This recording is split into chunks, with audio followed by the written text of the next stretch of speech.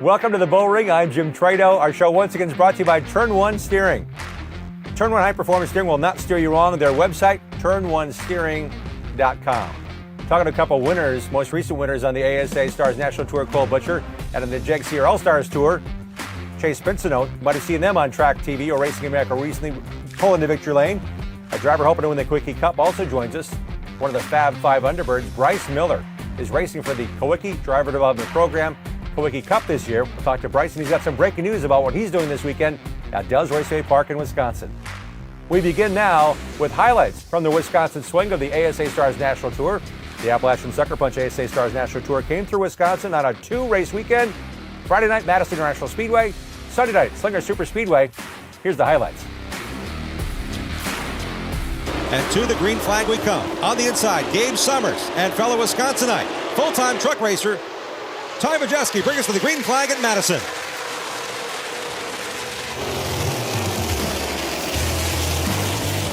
For the duration of this event till the final 10. Problems for Ty Majeski, drops off the pace. Second fast qualifier and winner of the two Stars races here. Has lost power, some sort of issues, doesn't look like a tire down. Mechanical problems for Majeski, maybe ending his race early. We stay green. Does not want to talk. Did get a quick word from Toby Noodleman, crew chief, said what happened. He said, just shut off. Trouble in turn number 4. Kyle Steckley, did we jinx him? We said he was carrying the momentum, and his car spins by itself down in turns 3 and 4. Back to green flag, a pair of Wisconsinites, the 15 of Gabe Summers and 15-year-old Penn Sauter. Bring us back to green. Race stage 1 winner, Gabe Summers. Through the Racing Electronics restart zone, back to racing here at Madison. Gabe Summers, the race leader to this point on the inside, and to his outside, here comes Luke Fenhouse. Right now, we have a new leader for the first time in this race. Luke Fenhouse has scooted by the 15 of Gabe Summers and pulls away on the backstretch. Down against the grass in a big one, down in turn 1 and 2. It is Casey Klein and George Phillips. The cars, fortunately, do not look too heavily damaged. And Cole Butcher, point leader, is around as well. Successful move by Phillips here. Watch this again. The red car going to turn 1. A tap by Klein.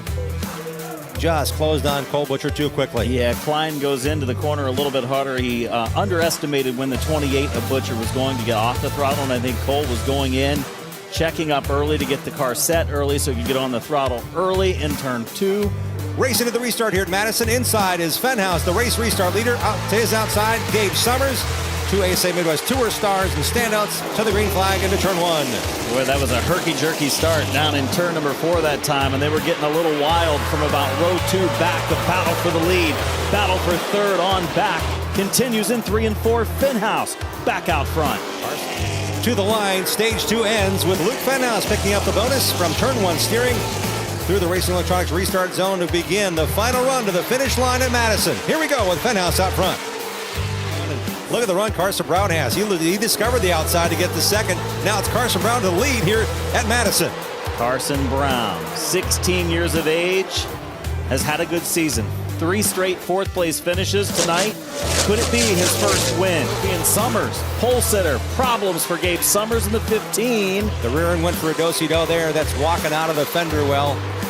Rear axle alignment or rear end issues for the 15 of Summers. He gets a run down the hill, and we're back underway at Madison with Fenhouse to his inside.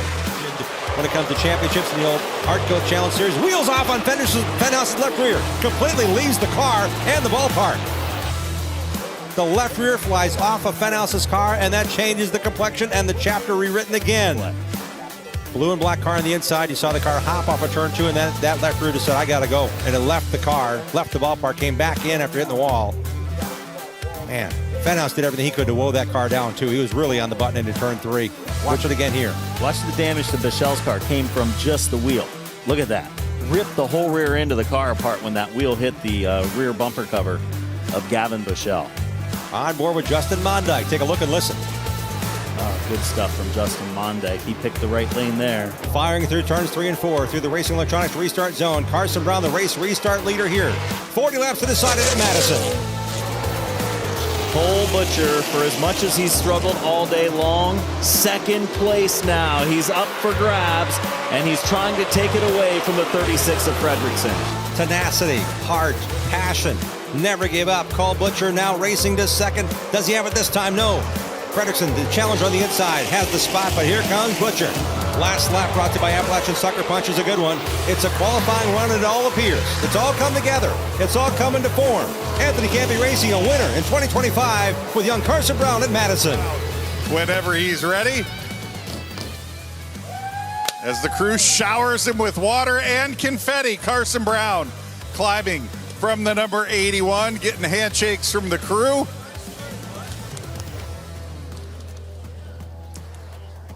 And we teased him a little bit earlier tonight. He's been hopping between race cars and hopping between racetracks. You very clearly know where you're at here tonight, Carson. Congratulations, career win number 1. How's it feel?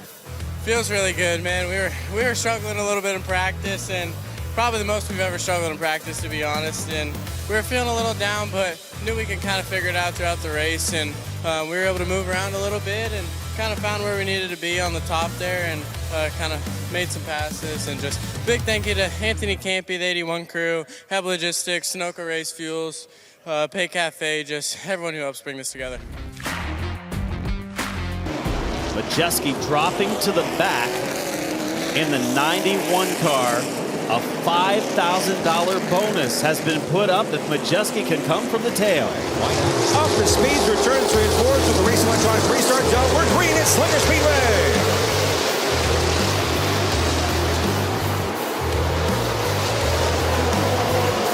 And another spot for Ty Majeski. Majeski up to 6th position. Fenhouse racing his way to the backside of Derek Thorne. Thorne stays on the lead lap, and we end stage 1. Brought to you by Fire Suppression Solutions. A lot of left front spindle issues are also an issue, and here the pits are open for the first time. Though there may be, well, I think the pits are open, and here comes several cars. Some are staying out, some are heading to pit road. Off of turn 4, stage 2 begins now at Slinger Super Speedway. The ASA Stars, we're back to life on the high banks of the quarter mile. Cole Butcher, he's led so many laps in an ASA Stars competition, he's about to lead some more. The 18th race he's led in ASA Stars National Tour competition. Ty Majeski takes the spot away at the line. Into the top 5 goes Majeski. They've now reverted back to the car that was in a practice crash. Lots of work going on with that family team. Oh, and there it is. Fenhouse in the wall. The wall got him that time. Big hit right front. Destroyed for Fenhouse. That will end his night. And here comes our point leader and race leader, Cole Butcher, to pit road. They're going to take tires right here, I believe. Does Butcher, and so does Bushell on the left side first. Rolling through the Racing Electronics restart zone to green. Majeski and Krause lead us into turn number 1. Majeski on the inside had to give way. The control car, Krause, had a great launch and takes the lead outright. And for the first time tonight, Ty Majeski has gone into the lead. He's used the outside lane to make the pass of Derek Krause from 19th starting position after taking the Pepper Jack Kennels start from the back challenge for an extra $5,000 if he can claim the victory tonight. Ty Majeski leads, 89 to go. The winner of stage 2 brought to you by Bassett Wheels, Ty Majeski. That is the pit entrance off of turn number 2. The pits are down the back straightaway behind the billboards here. We see all the lead lap cars coming with the exception of Butcher. Back to green flag racing at Slinger Super Speedway to run to the finish through the Racing Electronics restart zone. It's Butcher and Mondyke bringing us back to green. Could cause him an issue. Mondyke on the inside lane. Oh, contact. Big hit. Nason, Bushell together. Nason's efforts are going up in smoke in a quick way here at Slinger. Back to the green flag at Slinger, the Racing Electronics restart zone. Butcher on the outside of Ty Majeski. Majeski sliding through turn 2. Hasn't given up yet. Butcher on the outside, charging hard. Drifts up the racetrack at turn 4. Having a consistent season, his yellow will be out with just over 10 to go for Ty Fredrickson coming to a stop. Rolling now through the Racing Electronics restart zone. Cole Butcher, the control car, rolls in through the gearbox. In through the Racing Electronics restart zone. Here we go. Majeski, tap and run. A little bit higher off the inside of the run. Is that enough for Majeski to get the lead back? Butcher says not this time. They are leaning on one another. Majeski goes up the track. Contact.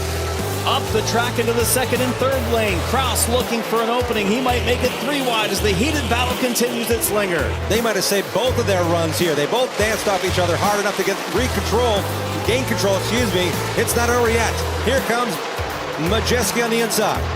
Butcher using that second lane, holds them off, squeezes by the wall, closes the door. Majeski right there, uses the bumper. Kraus running third, has a great view of it. Big hit for Steckley. Klein around, Bushell around. Phillips also collected the 5 of knee. Gets a tap from Majeski. Into the race electronics restart zone we go. 7 laps to go in the El Bandito Yankin Tequila 300. Majeski gets a great run into turn 1. He slides up the track though, loses some momentum. Butcher goes out front. He clears him in 3 and 4. Cole Butcher, what a run through turn 3 and 4. Can Cole Butcher hold off Ty Majeski? The MSD Ignition last lap is underway. Cole Butcher, could he be on his way to a championship run? It all continues here at Slinger. Cole Butcher wins the El Bandito Yankin Tequila 300 presented by Appalachian Sucker Punch.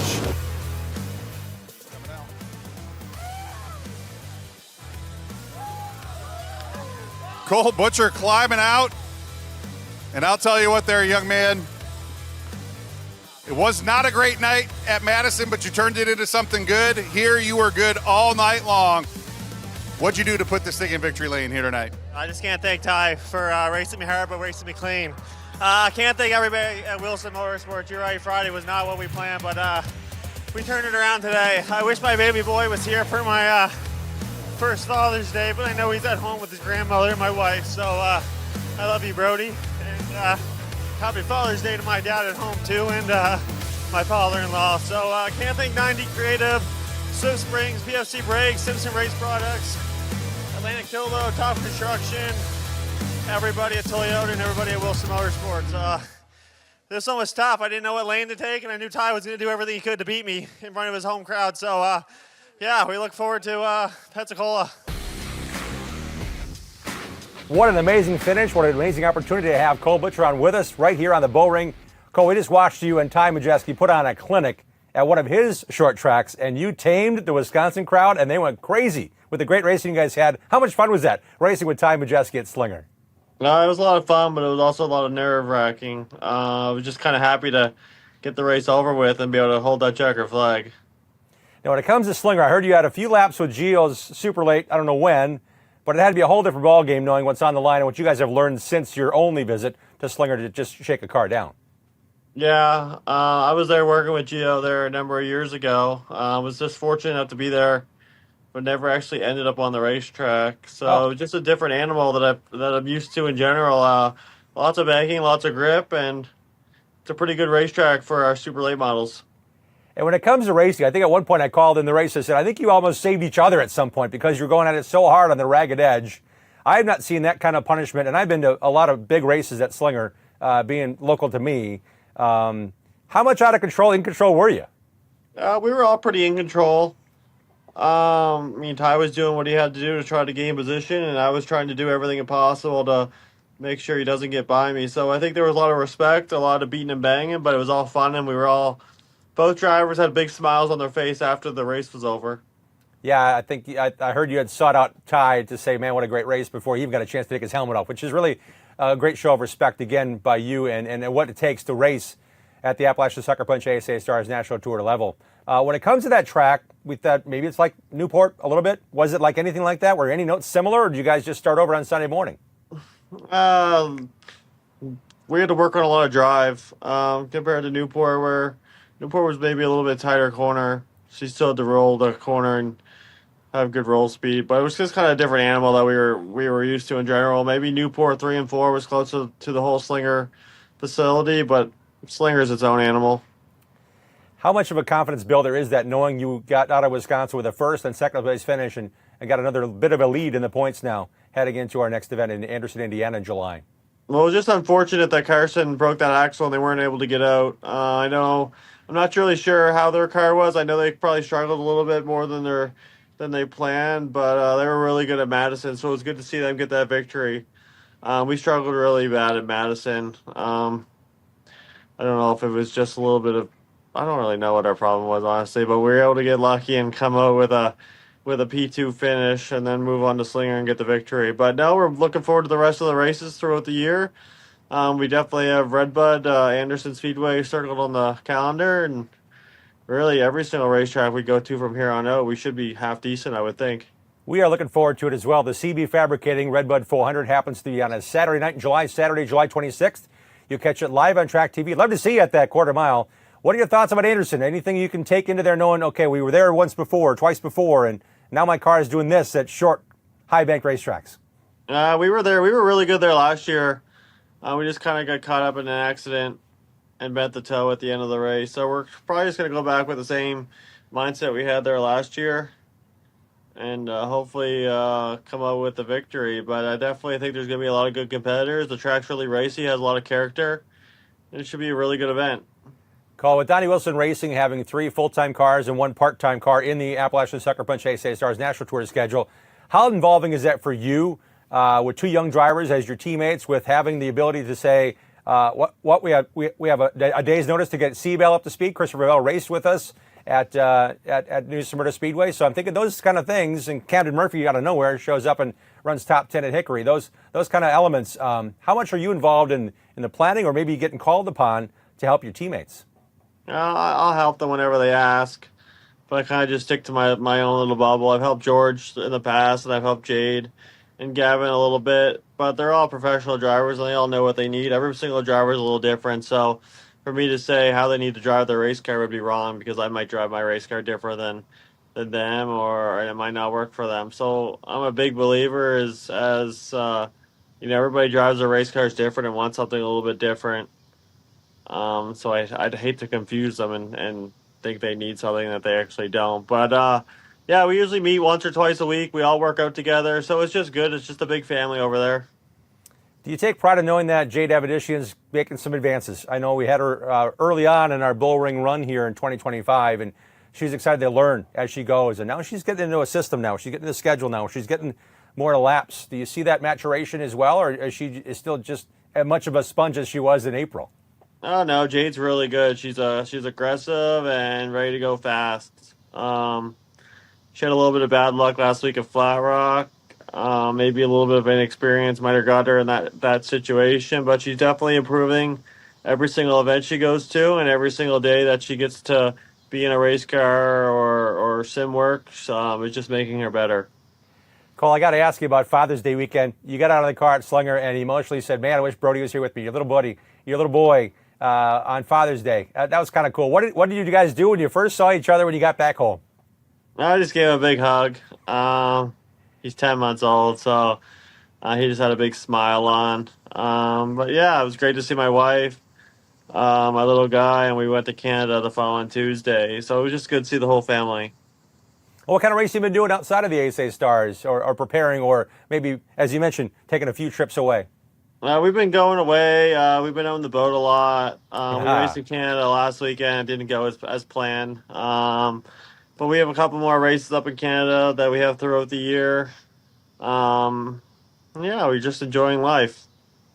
And when it comes to preparation, I know that you're working with your family company. You're working in the shop with Donnie Wilson, all absorbed with working out. I'm glad to hear you're getting some time away. Is it now until July? Do you have I guess, is there a way to add more things, or are you pretty full up? No, actually, right after this coming weekend in Pensacola, I'm pretty open. I'm going to go to Canada for the IWK 250 in July, either to race or to be my brother's crew chief. So I'll be at a racetrack, and then, it's just enjoying the time you have at home with your family and enjoying this hot North Carolina weather. It could be a little cooler in Canada, I hope, for you when you get that way. Your younger brother, Jarrett, you talked about him, and you raced together. The last time I saw him on the track was at Five Flag Speedway during the Snowflake weekend, racing a Pro Late model. What kind of racing has he been doing? He's been racing up at the Maritime Pro Stock Tour up at home. He finished second over the weekend. So he has a race coming up at Riverside that we're both looking forward to getting him to with his Hamke race car.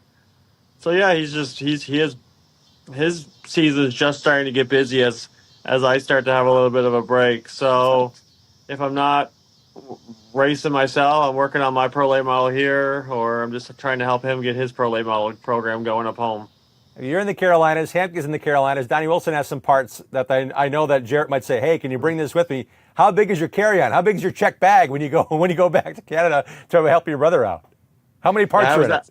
I was at FedEx here a couple of times this week shipping parts back home. So, yeah, it's just FedEx, they know me not by name by now. Now, you probably have to keep track of those parts too, right? Like, hey, Jared, these are not yours. We're just taking them out there to try them, right?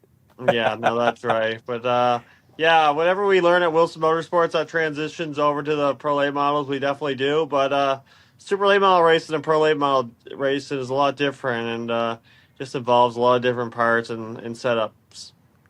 Well, we appreciate your time tonight on the Bullring. It's really cool to know you're doing this well.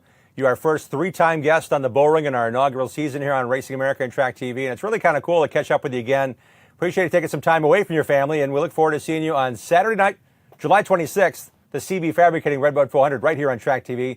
We'll watch Cole Butcher with that strong piece, maybe win another one yet this year. Cole, thanks for your time. Thank you guys for having me. You bet. We'll be right back with more of the Bullring in a moment. The Bullring is presented by Turn 1 High Performance Power Steering Products. With over 40 years of racing knowledge in NASCAR, for your Corvette, street car, or super late model, check out their superior steering products for the best components and the best industry upgrades, all with a proven track record and attention to detail. Visit turn1steering.com. We're the leader in race fuels. We've been doing this since in the 60s. We use our distillation tower, which is unique. No other race fuel companies do that in the world. We also test every single batch that goes out the door on over 15 different parameters that ensure the tune-up will be identical. That consistency in the marketplace that makes us a premium brand. Make the same stuff every time. We're pretty darn close to perfect. They said I wouldn't make it without a college degree. They said only a man could be a roofing executive. They said a former addict always relapses. They said my amputation would keep me out of roofing. They said never give an ex-convict a second chance. They said I could never be a leader. They said I couldn't support my family as a single mom. At Rackley, we say they're wrong. Want to change the world? Change it, one roof at a time.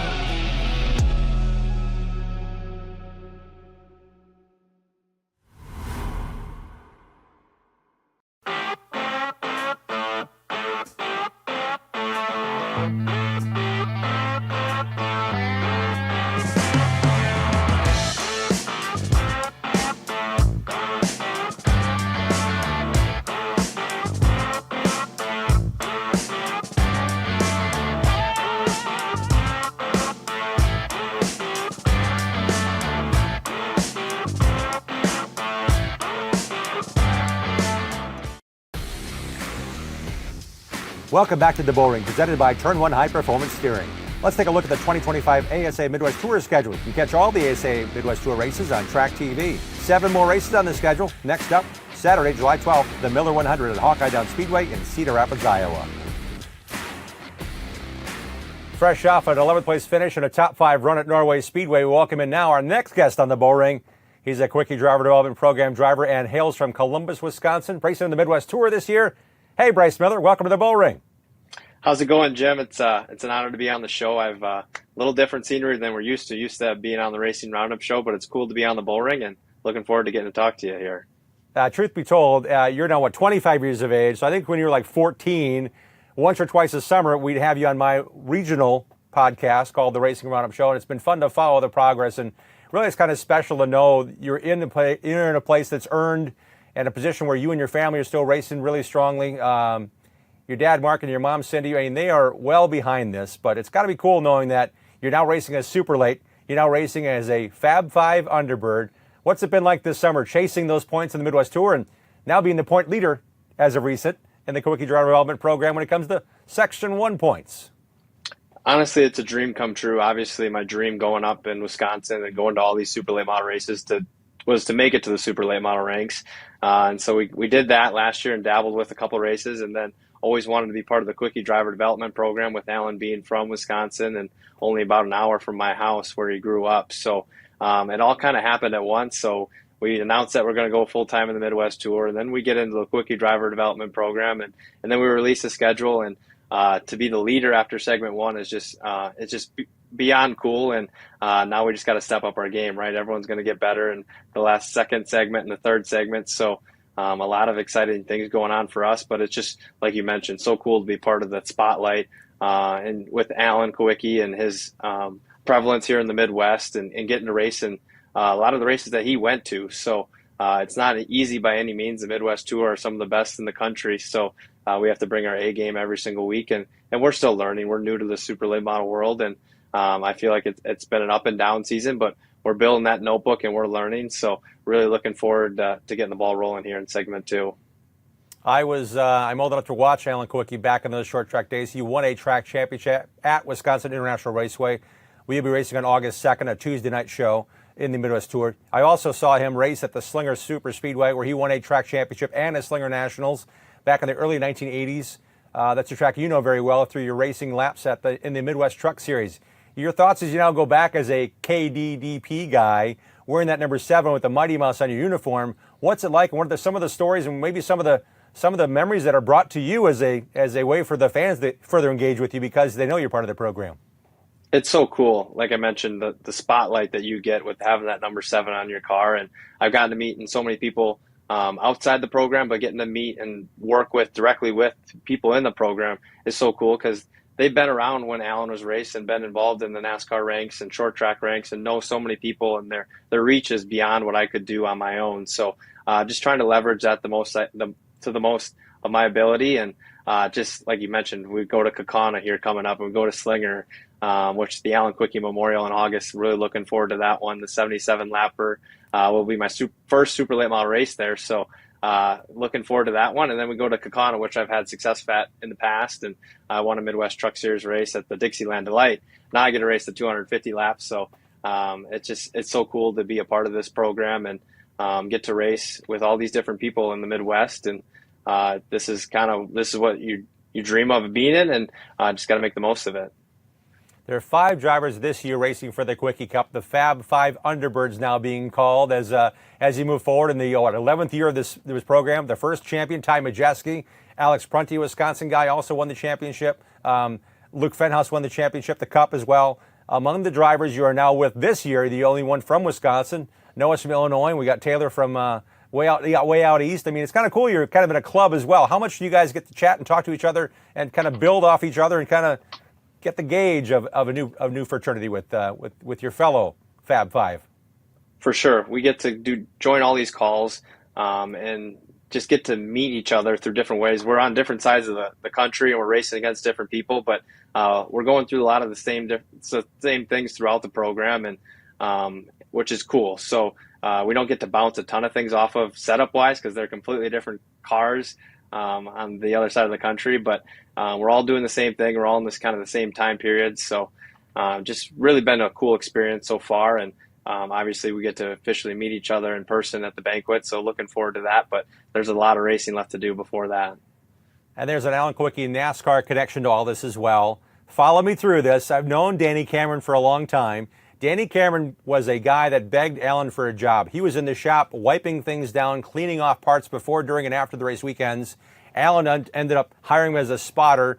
Yes, he was going to be at the track anyway. All those elements went into what is one of the most colorful guys I've come across in racing.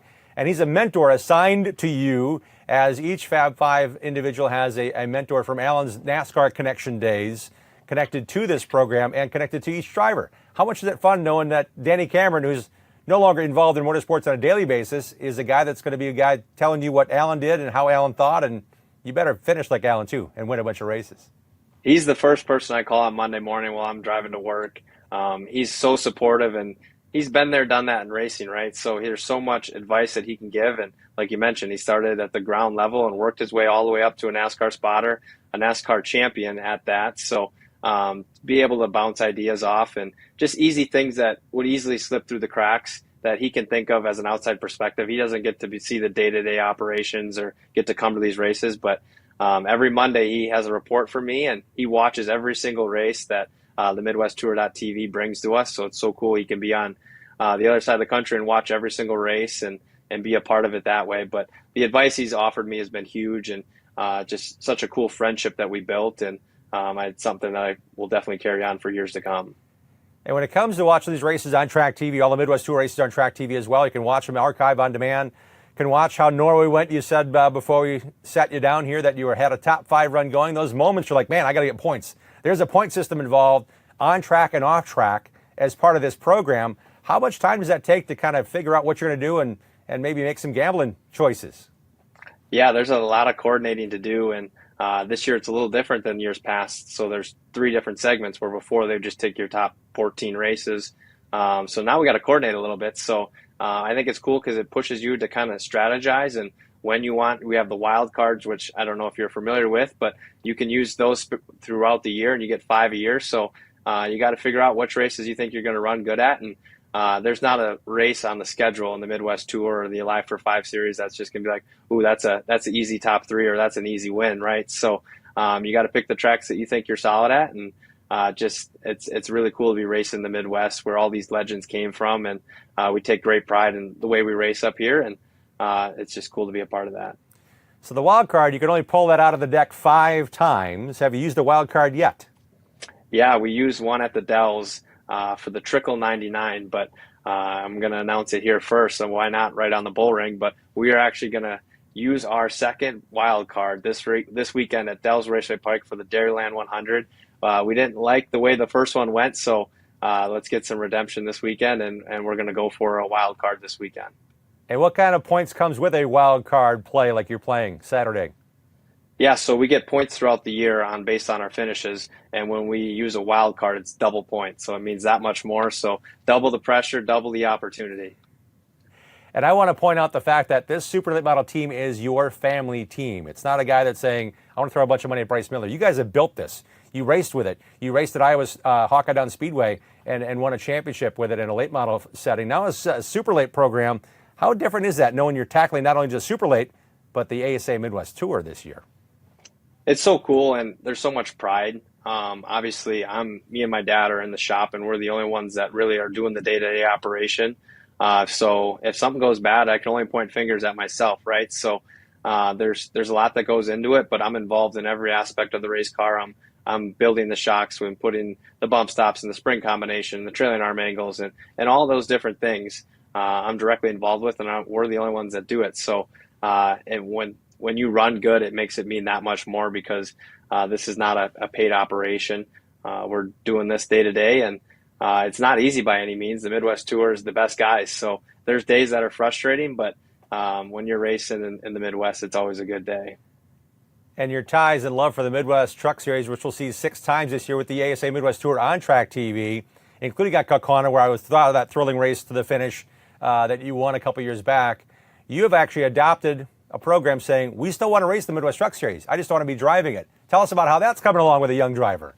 Yeah, it's been great. It was a little different this weekend because I wasn't actually able to be there because we were in Norway and Austin was in Marshfield, but it's grown so much, and he's doing a really, really good job. And the biggest thing is we're finishing races, and this weekend he started 19th and he finished 8th. So a good top 10 run, and we're only getting better. So I told him, I said, those were really good runs, but now we're going to take you to the 2 toughest bull rings. So we're going Slinger July 6th, and then we go to Jefferson Speedway. So it'll be a lot of learning, but it's so cool because I was in that position a couple years ago, and I was learning on the fly and going to all these different racetracks, and I had mentors that helped me get to where that is. So it's so cool to give back and help Austin along the way. I know you have a Legends background. That's Austin's background. He's now moved into a full-size, full-bodied, great engine, 602 Midwest Truck Series truck. Tell us more about Austin. How old is he, and where's he from? He's 14 years old, from Dallas, Georgia. So he flies up here on the weekends, and he's homeschooled during the week. So he's got a busy schedule, and he's actually just started freshman year a couple weeks ago. So he's going to do school all through the summer and gets to come racing in Wisconsin on the weekends. So it's been pretty cool, and getting to work with him and his family has been awesome. So an 8th grader, Austin Werner's coming up all the way to Wisconsin to go racing with you. That's kind of cool. Taking more time that you have to dedicate to racing, but in a great way of mentorship. I think it's really cool, and the success will come from that as well. It's neat to know that you have all that going on, and now you talk about throwing wild cards at it, racing for the Quickie Cup, and the special memories. What's it like racing now in a super late, say, than it was 4 or 5 races a year ago, trying to figure your way through it? Now you're racing for points and sitting top 10 right now, 8th in points after 5 events or 4, whatever it may be, in the Midwest Tour standings. It's very busy. Sleeping and eating is kind of a thing of the past. There's no time for that. So, aren't you working full-time job too, right?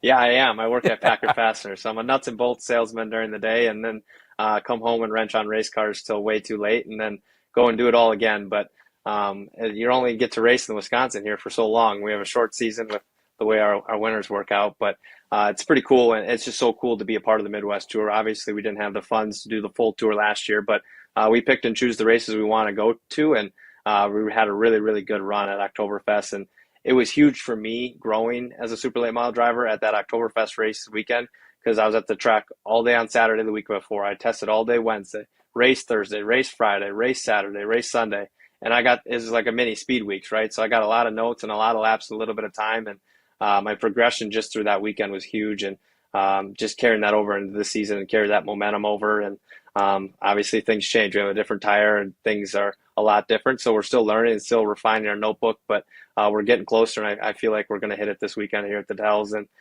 we've been putting a lot of time in it. Not that we don't for every weekend, but when there's double points on the line, you got to make sure everything is right. Yeah, the special races you have are the Dells Raceway Park, the Alive for 5. You mentioned some special events, including Jefferson Speedway, which will be twin 75-lap super late model race and a Midwest Truck Series race coming up July 19th. There's a lot of racing going on. How many races you end up doing as a driver this year, Bryce? It's going to be around 16 races, and I've got to kind of stagger them a little bit just through the segments. So when it comes to July, I'm looking ahead, and it is going to be busy, busy, busy. So not only will I be racing, but we'll have Austin racing as well at a lot of these co-sanctioned events with the Midwest Truck Series. So 2 trucks, 2 trailers. We're going to the racetrack, and we're going racing. So nothing better than that, right? Yeah, and I also want to get into the parts bid. You mentioned you work in nuts and bolts, but how many race cars, how many engines you got laying around to be spares in case you need them? I don't think you guys are too deep in that, are you? We are not. So we have 1 truck, 1 engine, and then 1 super late model and 1 engine as well. So it's busy, and we got to maintain them. So the biggest thing is we got to finish races. I'd love to, at the beginning of the year, to release a whole schedule, but we have 1 race car, so we got to finish these races and move on to the next week and take care of our equipment. Sounds a lot of Kowicki-esque type things we just discussed with Bryce, working a lot on his own equipment. Alan had 1 race car, 2 engines to race for Rookie of the Year, and he won the Rookie of the Year in NASCAR with Sirloin and a couple motors and a borrowed road course car. I mean, it's kind of eerie in a way that you're doing it the way you have to, the way you know how, and probably the only way you know how, right? Exactly. We're a family race team, so we can't go out and buy these different cars, or we can't afford to pay someone to come to the racetrack at all times. So there's only one way if I want to go racing, and I got to figure it out, right? So we had to adapt, and we're learning as we go. And some days it don't look pretty, but we're learning, and that's the cool part about it. We're directly involved with everything, and like you mentioned, a lot of the KDDP stuff were mentioned, a lot of the on-track stuff. The off-track stuff has been just as busy. So we've taken our race car to Cedar Rapids, Iowa, to a local school, which was really cool because in a couple weeks here, we're going to donate some tickets to all those kids that came and saw my race car. They'd never seen a race car before. So they're going to be coming to the Hawkeye Downs race on July 12th for the ASA Midwest Tour. We're getting them a hot dog, a hamburger, and a soda, and a little section where they can sit, and hopefully they're all cheering for Bryce Miller, which I don't think they would have a problem cheering for me after I brought my car to their school. That's not next door. That's a couple-hour drive. That's really cool. You made that dedicated commitment to that. Bryce, I know that Kowicki Driver Development Program continues all season long. KowickiDDP.com is the website. Where can we follow you on socials, Bryce? You can follow me on Facebook at Bryce Miller Motorsports, my personal page, Bryce Miller. Instagram is Bryce Miller 11, TikTok, Twitter. So they all have Bryce Miller 11 as the username, so you can find me there. And just really looking forward to the rest of the year. And I try to be quite creative on my social medias and just be authentic. So you might find an embarrassing photo of me or 2 on there as well. Thanks for the warning. Hey, thanks for your time tonight, Bryce. Really appreciate it. Congrats on winning segment 1 of the Quickie Driver Development Program, one of the Fab 5 Underbirds racing for the Quickie Cup this year. It's been a pleasure having you on. I hope to see you soon. You mentioned you're racing again. The next race on your schedule, Saturday, July 12th at Hawkeye Down Speedway. The Miller 100, it comes to you live on Track TV. Bryce Miller, thanks so much for your time. Best of luck. Thanks for having me on the show, Jim, and looking forward to the rest of the season. We'll see you at the racetrack here soon. Bryce is the point leader after segment 1. Here's a look at all 5 Fab 5 Underbirds in this year's Quickie Driver Development Program, where they're racing next on their schedules.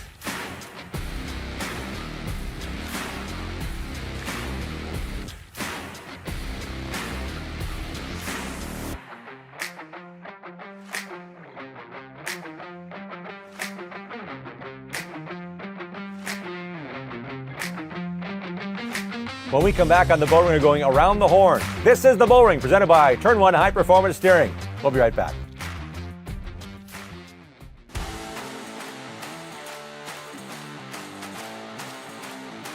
Better than a bootlegger.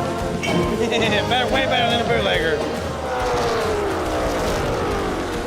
It's pretty good. Very blueberry. Highly recommend this to anybody out there. It's pretty good. 10 out of 10 right there.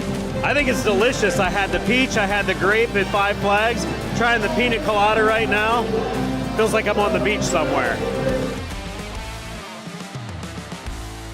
Calling all race fans. We have launched a new travel site where the race fans can enjoy free savings and upgrades on all of their travel needs. RacerTravel.com is free to join and unlocks unpublished bookings and rates for our racing community. Up to 50% off on more than 1 million rooms across the U.S. and Canada with unpublished discounts on hotel bookings. Unlock a hidden selection of hotels and rates that cater to your travel preferences. Whether you're heading out to the track as a competitor, fan, or anything in between, use Racer Travel for all your race, business, and vacation travel needs. Nortec Equipment are committed to helping you empower your landscape projects with our line of soil processors for tractors, skid steers, and mini skids.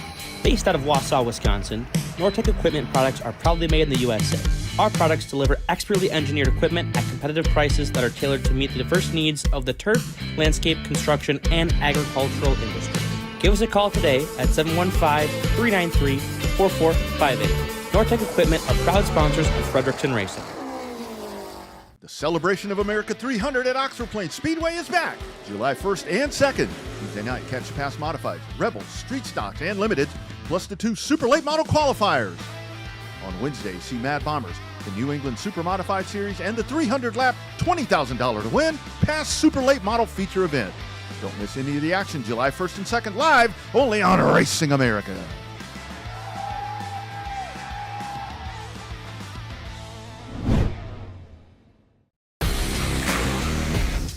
Welcome back to the Bullring, a short track racing podcast where we like to highlight race winners from across the nation. It's now time to go around the horn and recognize some recent winners here on our show.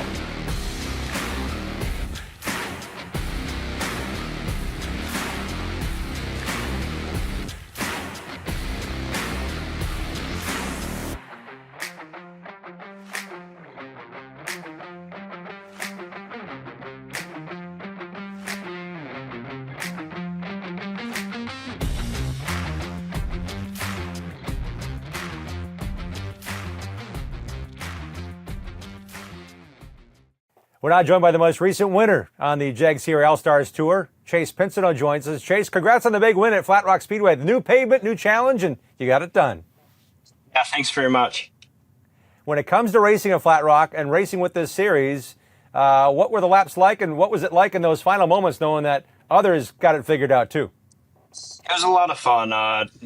Justin had a really, really good race car, battled with him a lot all night, and a couple other guys like Dylan Stovall following me, the guy I restarted with 9 to go there. Felt really good. The new pavement feels great, nice and smooth, and I felt like we were really dialed in.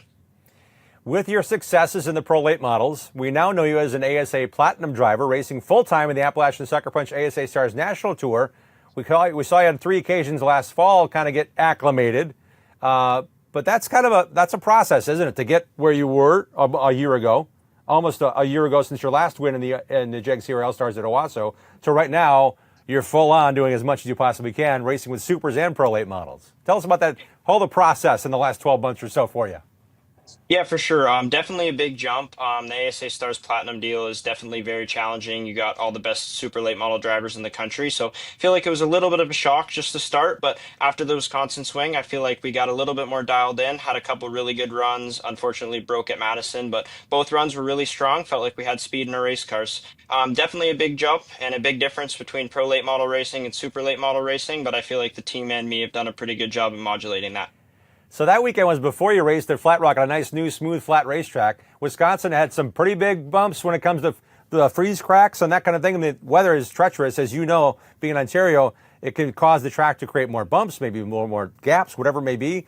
Madison was certainly a challenge. You were, I think, one of 9 mechanical failures that happened that were not engine-related. So, my goodness, there was a lot to take into consideration how fast you go and who you're racing against.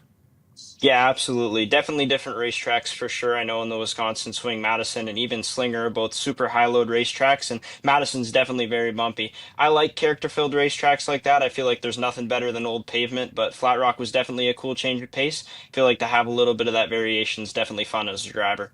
And Chase says you get a chance to race at these really cool racetracks. I do want to point out that in those races you ran last year with the ASA Stars National Tour, you got 3 top 10 finishes and a 4th of the Winchester 400. Talk about a high load racetrack. 4th in the Winchester 400, man. I thought, okay, here comes Chase. He's going to knock him out. He's going to win the first 3 races. And when he comes to Stars racing, but it hasn't been quite that. But man, go to Winchester. How cool was that knowing you get walked out of there with the top 5?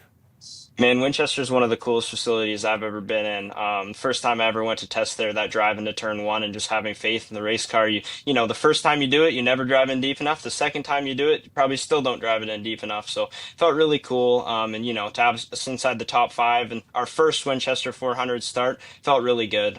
Really had a really awesome race car that whole day. And just, you know, stayed with it.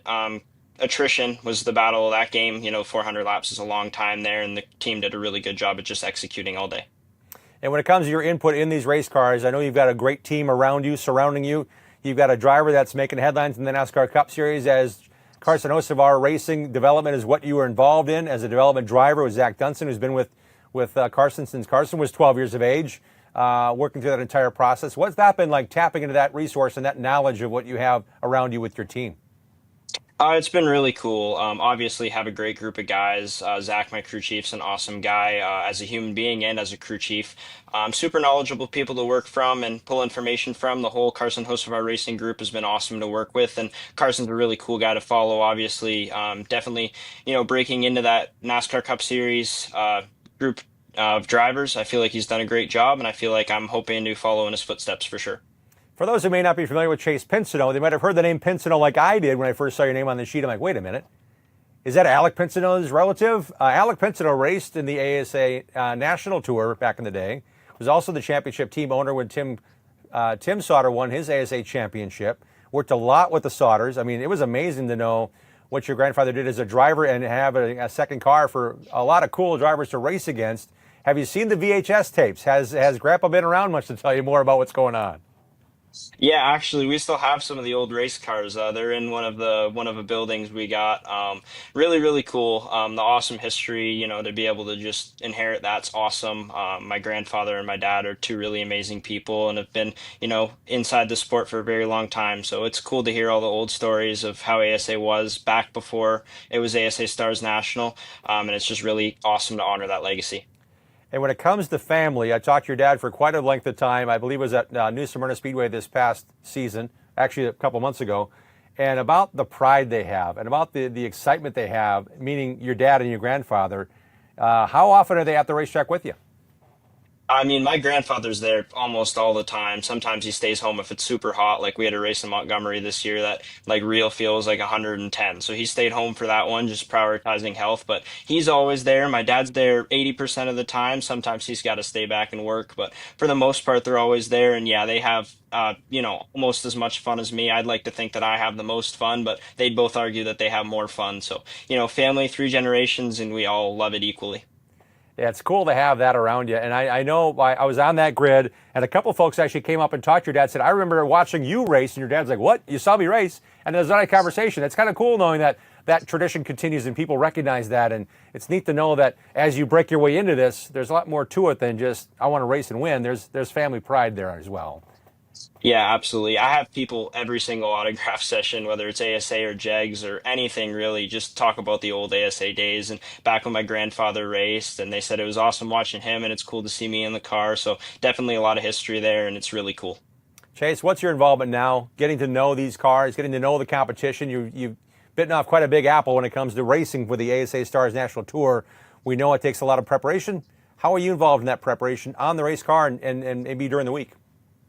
Well, some of it's off track. I feel like with these longer races, keeping in touch with my physical side is really, an important thing. I feel like I'm in the gym 4 or 5 times a week, try my best to eat as good as I can, spend some time in the sauna, try to get on the simulator a little bit if, there's even iRacing just to get familiar with some of these new racetracks. Like, I know it's not a one-to-one, but it's a pretty, really a close way to, test at racetracks like Slinger that you've never seen before. I try to spend a little bit of time at the shop while I can while I'm in the United States. Spend some time with Zach, my crew chief, and go to work with him in the morning. Spend some time just doing basic stuff, everything that I can, just to help out with the team. The team's based in Western Michigan. How often are you at the shop, and where do you live now? Right now, I live mainly in Canada, Windsor, Ontario. Sometimes I'm over there in Grand Rapids with Zach, where the team's based, and I'll spend, a week over there and just wrench on the race cars as much as I can. For the most part, I'm over here, but, 1 or 2 weeks a month, I'll venture over and just help Zach with whatever he needs. Is that a short drive for you? I know that Ontario is at some points lower than Detroit, so it's obviously that far, but I don't want to impede on the idea that is flying or driving easier. It's always easier to drive. Sometimes it's a little bit tough just logistically trying to get down, but most of the time if we have, races that are back to back, I'll just stay for that week.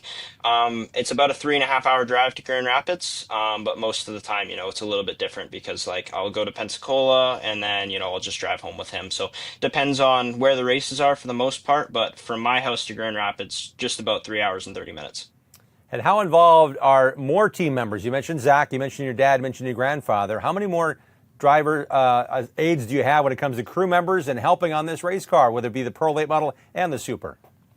Well, everybody on my team plays a very crucial role just with collecting information, but I feel like the biggest ones I should know, it's Levy. He's a kid about my age, just a little bit older than me, who's full-time in the shop with Zach.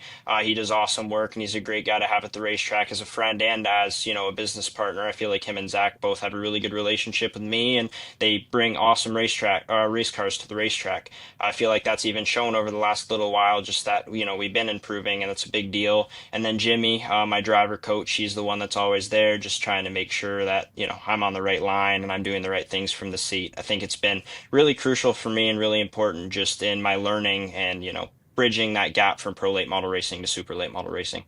And Chase, I know the next super late model race that I'll be at will be Anderson Speedway on Saturday night, July 26th for the Redbud 400 at Anderson Speedway, the CB Fabricating sponsored race.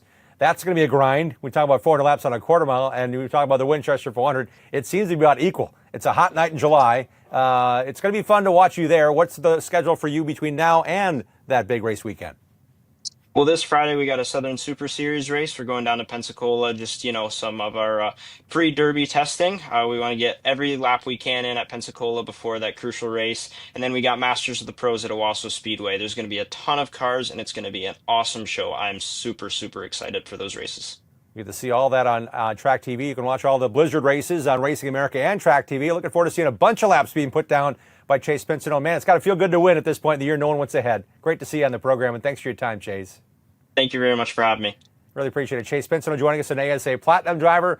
I'll see him next. Actually, you'll see him next this weekend at Five Flags Speedway, racing for glory in a Blizzard race that leads up to the Snowball Derby at the end of the season in Pensacola, Florida. We'll be right back with more on the Bullring, presented by Turn 1 High Performance Steering.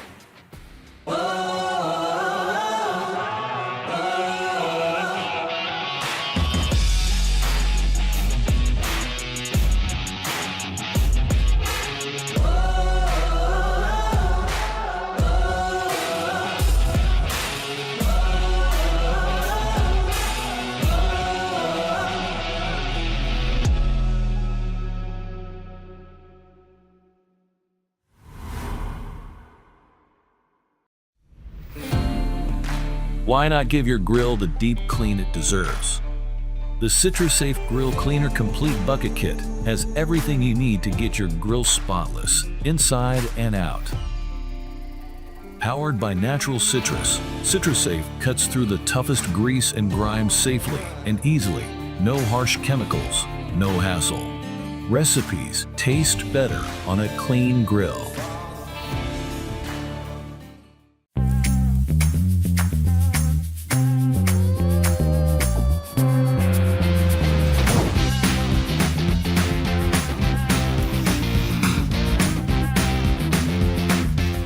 Fire Suppression Solutions, proud sponsor of the ASA Stars National Tour.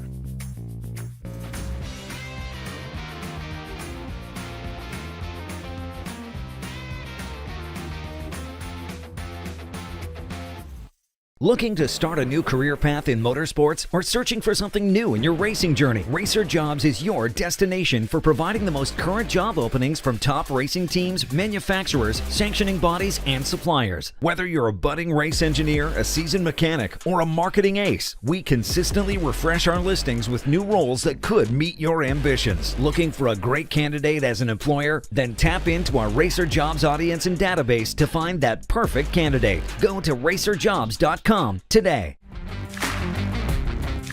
Welcome back to the Bullring. Here's a look at races coming your way on Racing America and Track TV, your destination platforms for all things short track racing.